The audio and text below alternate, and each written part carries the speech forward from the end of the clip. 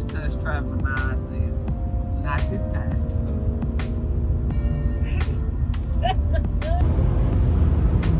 We got Poppy.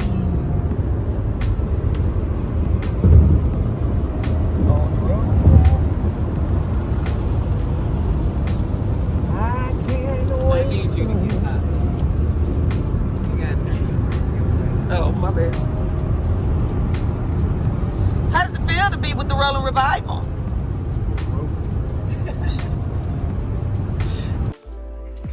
I'm sorry y'all have to see me like this, because this is normally not how you have to see me. This is normally not how you see me with the do-rag. I came here to talk about how you turn on the show. That ain't what I said. I said it don't work. Because let me show y'all something. Brother, turn it on. Hold on, y'all. See what you got to do. Okay. But ain't no knob. First I'm playing with this and nothing. I did that too. Then I kept saying, I was like, maybe you twist it. But then I did this. I said, oh, wait a minute. Hold on. Wait a minute. But that, remember you had, wait a minute. Then we had to come up here. Then we had to twist this. Because remember this was over here and it wasn't working. I don't know what you did, but it wasn't working. So we had to twist that, and twist that. 3 steps. And the internet don't work. The internet does not work. The whole reason I even come on these dadgum trips is for the internet. And it don't work. The house is a little different down here. Everybody likes the peaky numbers. Peaky numbers. Look at the palm trees. Now, wait a minute. How is it that once we cross the state line, they're everywhere? I hadn't seen them until we crossed the state line. So I guess they make sure they come and plant theirs here, huh? They plant their guy. But I was like, that was just strange.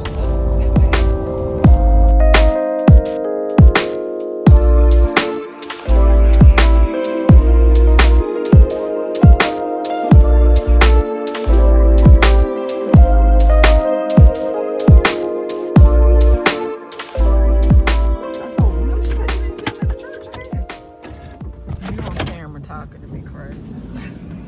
Yeah, you would set me up. I got a whole thing that tricked me with my mom. I just want you to get out this vehicle. Goodness. It's cold.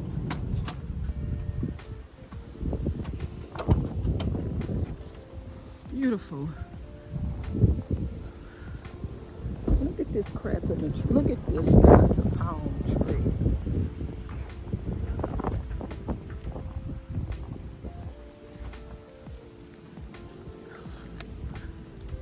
I'm supposed to be following her.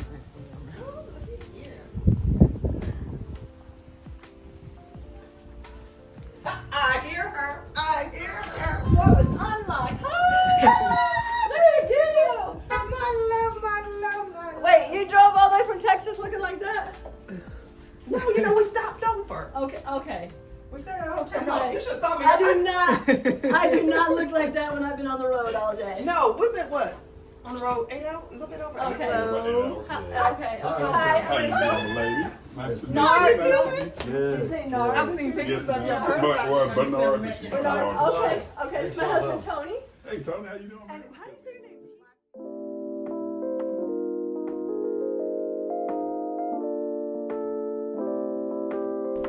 So that I can get here. Okay, sounds good. So whenever I'm ready. Okay, guys, this is usually the thing where we say Joy and Tease talk mindset, but not today. Today we are going to pick the mind. Well, there isn't it? Of my great author friend, Rachel Hauck. Now I say Hauck. Is my southern accent really messing that up? No, that's right. Hauck. How can I help you? There it is. But I promised writers that we're going to talk about finding joy in the struggle, because not everybody, what I've heard so much especially in the Christian writing world, God called me to write. That first year. Even the second year, God called me to write. Then about that third year, He changed his mind. God changed his mind. Yeah, you're not talented at all, right? Don't stop writing. Exactly. I can't tell you how many times I left from conference and didn't get picked up, and I just don't know. God is really leading and guiding me to do other things. I think I got a little frustrated. When is someone gonna say that maybe the whole process of even enduring that struggle, if I never get the big contract? Yeah. So I started dealing more with what are the fears? Because I noticed that when I couldn't write, because it was like in the beginning, like I said, I was writing for fun.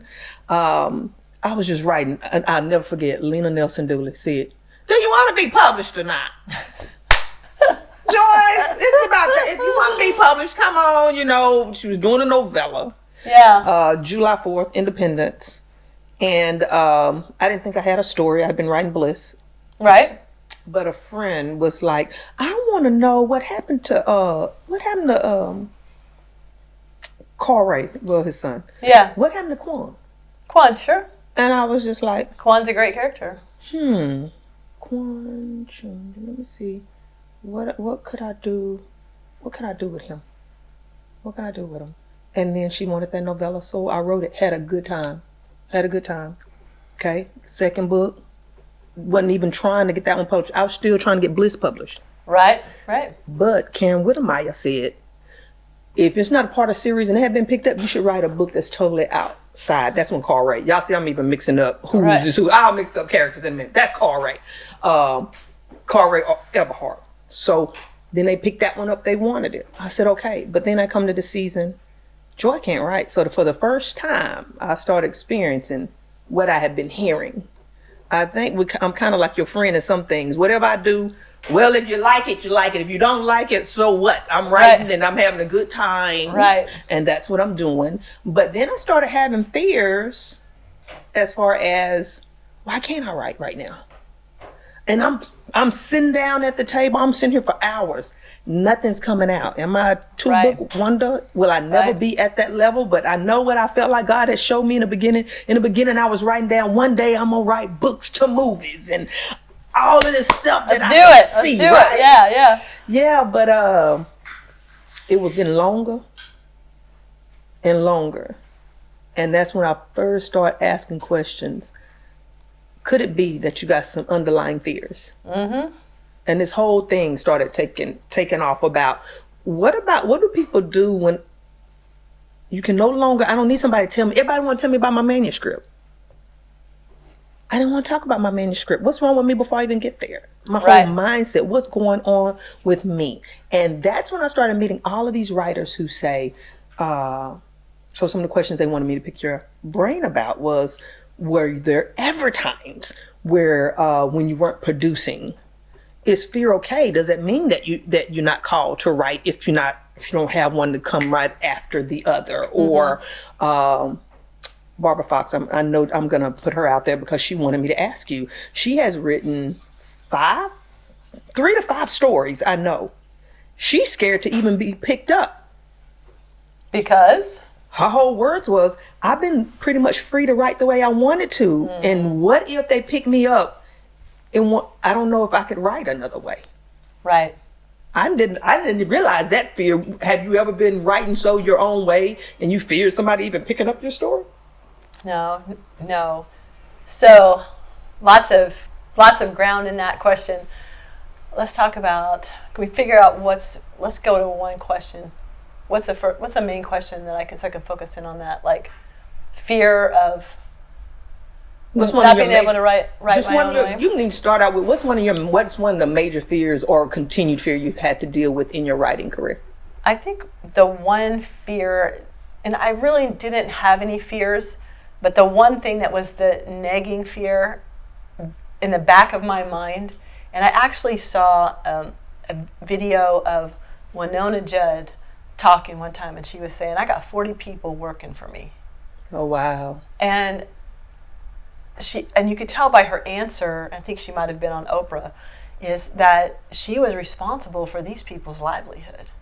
And so I think in the back of my mind, I always had this idea of, like, what if I'm not creative? What if it runs dry? What if I say yes and I can't do it? But I never let it surface, because I had this idea, I don't believe in writer's block. I don't believe you just sit down and you start to write. But then last year, after 18 years of writing full time, I hit a space where all of a sudden, and it was actually warfare, if I can be so bold, all of a sudden an opportunity came my way. It had potential to be a super huge opportunity. And all of a sudden I was hit with, well, remember in 2014 when you had some physical issues and you felt like a brick. I was still writing 5,000 words a day, but I couldn't have told you if they were any good or not. And then in 2019 with Fifth Avenue Story Society, it's a totally different structure of a story, and I had a pretty heavy rewrite and second rewrite on that, but it's what it needed to make the book work. And all of a sudden I was hit with the fear of, what if you can't do it, and what if you do it and it's just no good? And so those were things that I had to go to God with and just wrestle with. I had a whole history of doing it, a whole history of writing. Yeah. And so I knew the moment the thought hit me, it was like that fiery dart from the outside. But it found ground because that was a deep down, subtle, in the back of my mind, never really came to the surface thought that suddenly it was a surface thought. And so I didn't write for 3 months, which is the longest I hadn't written since I started writing full time in 2004. And so it was, but then when I had an idea and I put together the synopsis, it was like, boom, it all came together. And when I sold it, I did have a moment of like, ooh, no, I have to write it. But who am I trusting, me or the Lord? So I said, God, you gave me this idea. You opened the door for me to sell it. Then you're going to help me write it. And I put my butt in the chair and I started writing. I just didn't let it have its way. And it doesn't feel comfortable taking thoughts captive, your emotions captive. It doesn't feel comfortable. But the moment you overcome it, you realize, this is nothing. It's just, be quiet. So I feel like in that sense, whatever your fear is, you're going to have to face it. You're going to have to let it go.